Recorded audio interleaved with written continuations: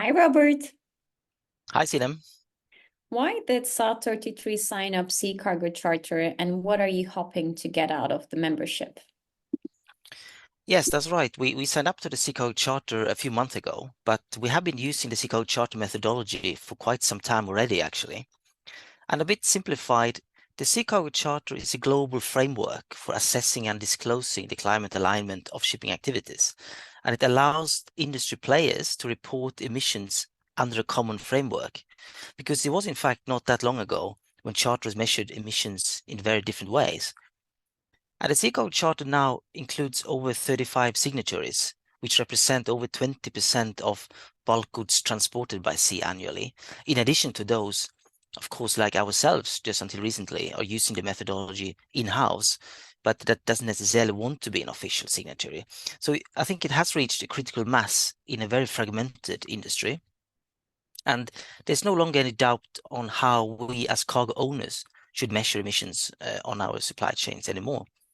And one of the main benefits, as we see it, is that it becomes easier to share data and to collaborate with different stakeholders. And as a signature, you do commit to that transparency. And that is key because it also feeds into climate-related activities. And this is not something obvious. As an industry, we have been thriving on keeping information to ourselves. Information has been monetized. But we're going into this new different era underpinned by sharing data. And that is one of the goals of the Seacoast Charter, and to get the industry to believe in this story and to practice it. And today, we don't think there is any issue in getting data. And when we discuss various decarbonization initiatives with our stakeholders, we can work from the same set of data. And in some instances, we even share the same data platform and can track emissions on a contract that way in a very transparent manner. And the SEC signatories, they do commit to align the chartering activities with the IMO's goal of reaching net zero by 2050. And that is conveniently, of course, aligned with what many companies, including South32, has as a target as well. And your maritime portfolio is then tracked against the decarbonization trajectory on an annual basis, and that is then being transparent in the SEC's annual disclosure report. And the benefit here, as we see it, is that you can view the year-on-year progress against the long-term goal, and also whether you're aligned to this trajectory or not.